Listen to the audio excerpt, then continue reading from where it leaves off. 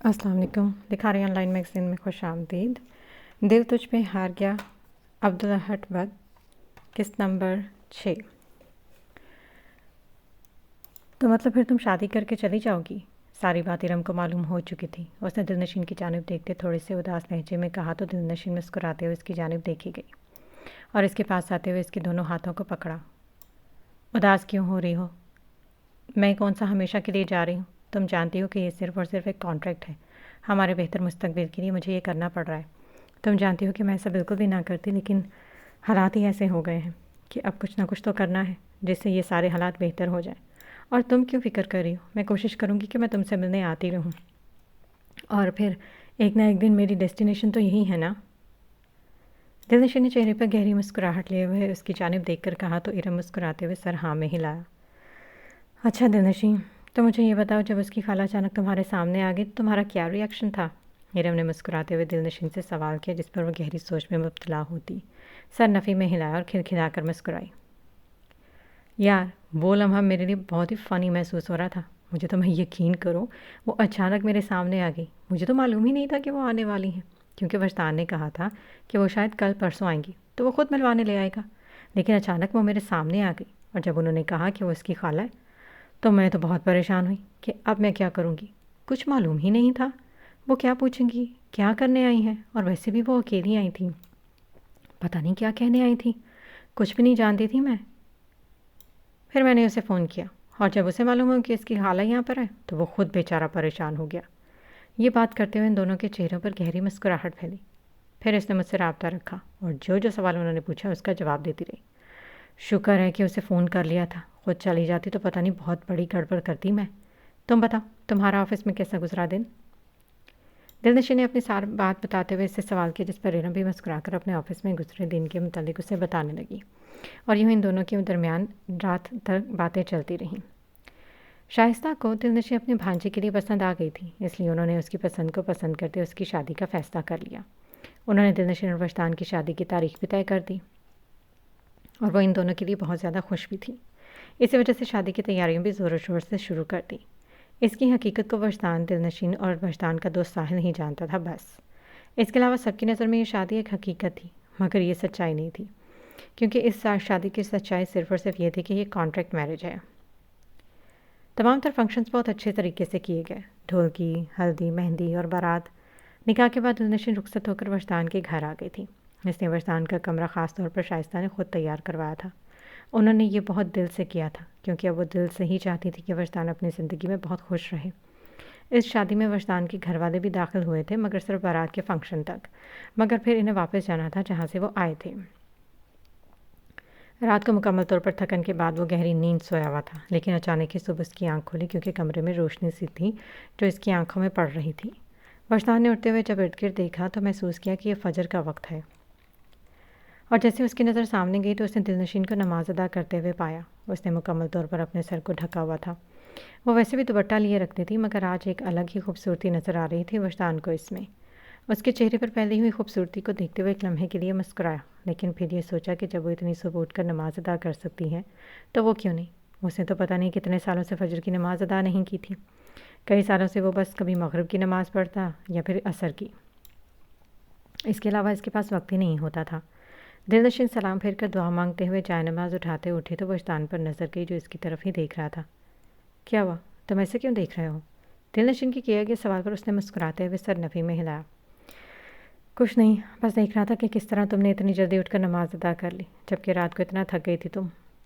وجدان نے اس کی بات کو سنتے ہوئے جب اسے جواب دیا تو دلنشین مسکراتے اس کی طرف دیکھی گئی۔ اس میں سوچنے والی کوئی بات نہیں، میں روز صبح اٹھ کر نماز ادا کرتی ہوں، تم فجر کی نماز نہیں پڑھتے کیا؟ دلنشین کا سوال سنتے اسے یوں لگا جیسے اس سے یہ سوال پوچھ لیا گیا ہو جس کے بارے میں وہ کبھی سننا ہی نہ چاہتا ہو۔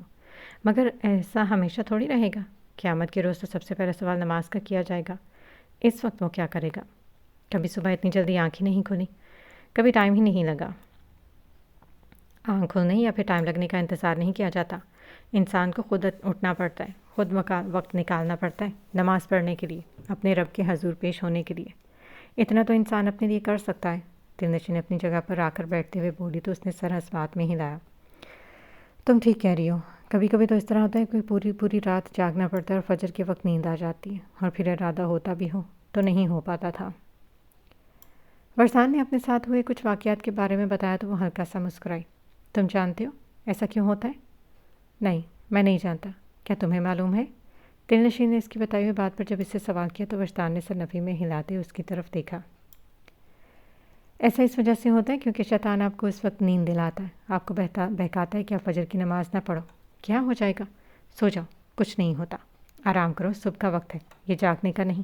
لیکن ایک مسلمان کو اسی بہکاوے کو ہی توڑ کر رکھنا ہوتا ہے، اٹھنا ہوتا ہے، اور پھر اللہ کے حضور پیش ہو کر نماز ادا کرنی ہوتی ہے۔ یہی تو خوبصورتی ہے فجر کی نماز کی۔ میری مانو تو تم فجر کی نماز ادا کیا کرو۔ دل نشین چہرے پر گہری مسکراہٹ لیے ہوئے اسے جواب دیا تو وجدان ہلکا سا مسکرایا۔ ابھی تو بتایا، صبح ہوش ہی نہیں آتا تو پھر کس طرح اٹھ کے نماز پڑھوں گا؟ اس نے اپنی بات کو دہراتے دل نشین سے کہا۔ ہاں تو جب تک میں ہوں تب تک میں اٹھا دیا کروں گی نا تمہیں، اور جتنی دیر تک میں یہاں پر ہوں اگر تمہیں روز اٹھاؤں تو مجھے امید ہے کہ تمہیں عادت ہو جائے گی۔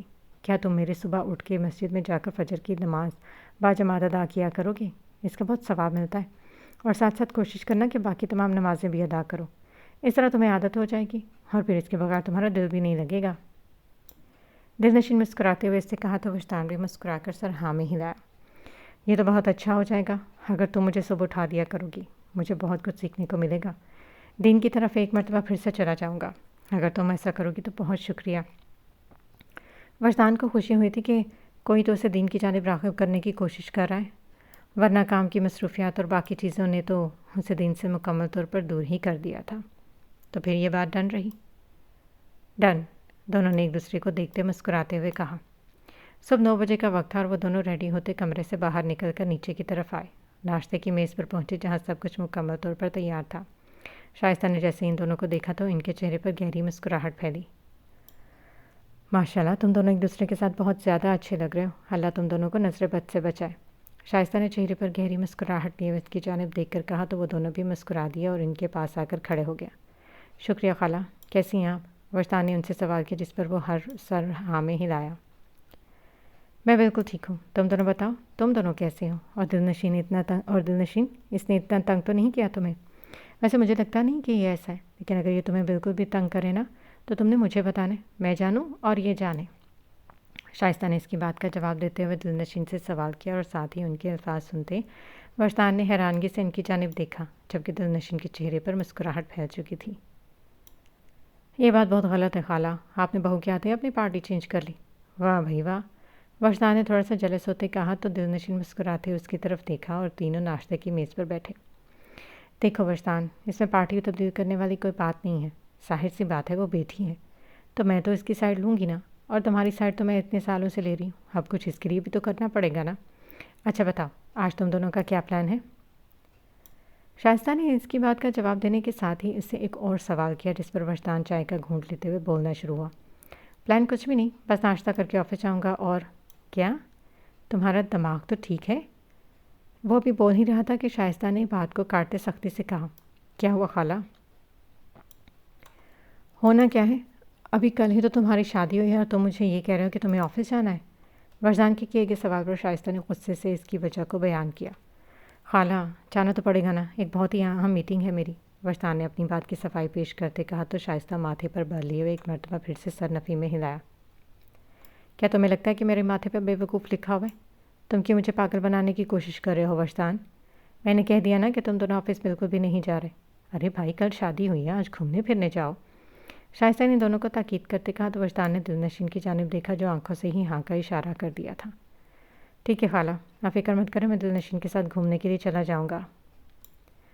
آخرکار ہار تو اسے ماننی ہی پڑی تھی، اسی وجہ سے اس نے بغیر بحث کے ہی یہ بات مان لی، جس کی وجہ سے شائستہ کے چہرے پر گہری مسکراہٹ نے بسیرا کر لیا۔ یہ ہوئی نا بات، ویسے تمہیں تو یہ بات خود سوچنی چاہیے تھی بیٹا، تم دونوں کو نئی نئی شادی ہوئی ہے، تم دونوں کو ایک دوسرے کے ساتھ وقت گزارنا چاہیے، تمہارے والدین بھی تمہاری بیوی کو بہت پسند آئی ہے۔ شائستہ کی بات سنتے وجدان اور دل نشین دونوں مسکرائے۔ اچھا خالہ، میری رات کو بات نہیں ہو سکی تھی، امی اور ابو پہنچ گئے؟ ہاں بیٹا بالکل پہنچ گئے، پریشان مت ہو، انہوں نے سر ہاں میں ہلاتے اسے جواب دیا۔ تمہاری امی کہہ رہی تھی کہ میں بہت جلد تم دونوں کو ہنی مون پر بھیجوں، تمہیں پتہ ہے میری بہت خواہش ہے کہ بہت جلد اللہ تعالیٰ تمہیں اولاد سے نوازے اور اس گھر کو بچے آباد کر دے ایک دفعہ پھر سے۔ شائستہ نے مسکراتے ہوئے یہ بات کی اور ان کی بات کو سنتے تو جیسے ان دونوں کو ہی بہت حیرانگی ہوئی، جس کی وجہ سے دل نشین کا لقمہ تو اس کے گلے میں ہی پھنس گیا اور وہ کھانسنے لگی۔ تم ٹھیک تو ہو بیٹا؟ یہ لو پانی پیو۔ شائستہ نے اس کی یہ حالت دیکھتے ہوئے پانی کا گلاس اس کی طرف بڑھایا، جس پر وہ پانی پیتے ہوئے سر ہاں میں ہلایا، جبکہ وجدان بھی اس وقت اس سے نظریں چرا رہا تھا۔ ہاں تو ساحل یہ بتاؤ کہ تمہارا دوست کہاں ہے؟ آج نظر نہیں آ رہا وہ آفس میں۔ ساحل کے آفس میں داخل ہوتے نرمین نے اس سے سوال کیا۔ کیا ہو گیا نرمین؟ تمہیں لگتا ہے وہ آج بھی آفس آئے گا؟ ابھی کل ہی تو اس کی شادی ہوئی ہے، تمہیں خود سوچنا چاہیے کہ وہ اپنی بیوی کے ساتھ ٹائم سپینڈ کر رہا ہوگا۔ ساحل کی اس بات کو سنتے جب یہ کہا تو نرمین نے اپنی آنکھیں گھمائیں۔ اسے یہ بات سن کر شدید حیرانگی ہوئی تھی، لیکن اسے ساحل کے سامنے بیان نہیں کر سکتی تھی۔ معلوم تو ہے، لیکن ہماری آج بہت اہم میٹنگ بھی تو ہے، تو کیا اس کے بارے میں تمہارے دوست کو نہیں معلوم ہے؟ نرمین نے ایک اور سوال کیا۔ نرمین، وہ جانتا ہے اور میری بات بھی ہوئی تھی اس سے۔ پہلے اس کا آنے کا ارادہ تھا، مگر پھر شائستہ آنٹی نے صاف طور پر منع کر دیا اور دونوں سے کہا کہ وہ دونوں ایک دوسرے کے ساتھ وقت گزاریں گے، اس وجہ سے وہ نہیں آ سکا۔ چلو ٹھیک ہے۔ ساحل کی بات کو سنتے نرمین یہ 2-3 لفظ کہتے وہاں سے اٹھی اور باہر کی طرف بڑھ گئی۔ ایک تو یہ شائستہ آنٹی پہلے ہی اتنی مشکل سے سب کچھ برداشت کر رہی ہوں، اوپر سے انہوں نے فضول میں اپنی ٹانگ اڑانی ہوتی ہے ہر معاملے میں۔ نرمین نے کمرے کا دروازہ بند کرتے سختی سے الفاظ ادا کیا اور وہاں اپنے آفس کی طرف قدم بڑھا دیے۔ اور تم اپنے بارے میں بھی بتاؤ، تمہاری فیملی؟ وہ دونوں اس وقت سمندر کے کنارے چل رہے تھے۔ جب ہی وجدان نے دل نشین سے سوال کیا تو اس کے چہرے پر گہری سنجیدگی پھیل گئی۔ اس دن فون پر سنا نہیں تھا تم نے؟ میرے والدین کی ڈیتھ ہو چکی ہے، اس نے سنجیدگی سے کہا تو وجدان ایک جگہ کھڑا ہو گیا۔ ہاں یاد آیا، آئی ایم سوری، ایک مرتبہ پھر تم سے پوچھ دیا، یاد نہیں رہا، تمہیں دکھ ہوا ہوگا۔ کوئی بات نہیں، دل نشین نے اسے اس دن کے بارے میں یاد دلاتے کہا تو معافی طلب کرتا بولا، جس پر وہ نفی میں سر ہلا گئی۔ تمہیں مجھے جاننے کا حق ہے۔ اصل میں بہت چھوٹی تھی جب میرے والدین کی ڈیتھ ہوئی، وہ مجھے چھوڑ کر چلے گئے اور پھر میں اپنے چچا اور چچی کے رحم و کرم پر آ گئی۔ میرے بابا کا ایک بہت بڑا بزنس تھا جو ان کے جانے پر ان کے چھوٹے بھائی کو مل گیا۔ ان کے اپنے 4 بچے تھے، 2 بیٹیاں 2 بیٹے۔ وہ گھر جہاں میں شہزادیوں کی طرح رہا کرتی تھی، اس گھر میں میرے لیے جگہ تنگ کرتی چلی گئی۔ مجھ سے میرا کمرہ چھین لیا گیا، میری ہر چیز کو مجھ سے دور کر دیا گیا، اسکول چھڑوا دیا اور سب کچھ۔ پھر بھی چھوٹے اسکول میں ہی پڑھی، لیکن دل لگا کر پڑھائی کی۔ جب بڑی ہوئی تو اپنے حق کے لیے کھڑا ہونا شروع کیا، آواز اٹھانا شروع کی، اور وہ مجھے اس سے روک نہیں سکتے تھے، کیونکہ وہ جانتے تھے کہ اگر کوئی ایسا کرتے تو پورا خاندان ان کے خلاف ہو جاتا، جو کہ بہت برا ہونا تھا۔ پھر مجھے یونیورسٹی کے لیے دوسرے شہر بھیجنے کا ارادہ کیا گیا۔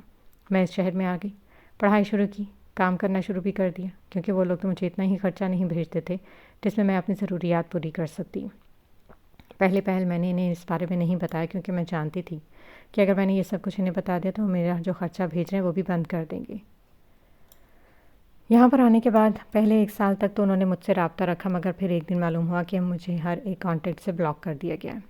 میں جانتی تھی کہ ایک نہ ایک دن تو یہ ہونا ہی ہے، کیوں وہ لوگ مجھ سے ویسے بھی بہت بیزار تھے، کیا کر سکتی تھی؟ پھر کوئی بھی نہیں تھا۔ میں نے بھی فیصلہ کیا اب یہیں رہوں گی، اپنے لیے جو بھی کرنا ہوگا وہ میں خود کر لوں گی، اور اسی طرح کیا۔ اس دوران ایرا میری بہت اچھی دوست بنی اور اس کے ساتھ یوں ہی زندگی چلنے لگی، اور اب یہاں پر ہوں۔ دل نشین گہری نہایت سنجیدگی سے اسے یہ بات بتائی تھی، جسے سنتے وجدان کو اس کے لیے بہت افسوس ہوا تھا۔